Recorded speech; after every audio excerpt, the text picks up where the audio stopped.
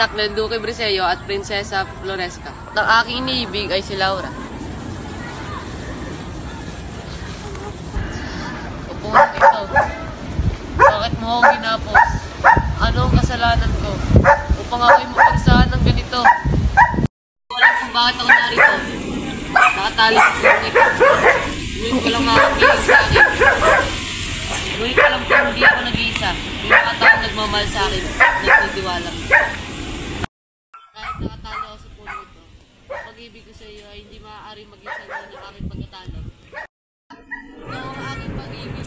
Ikaw ang aking buhay. Kung wala ka, wala na rin sa iyo.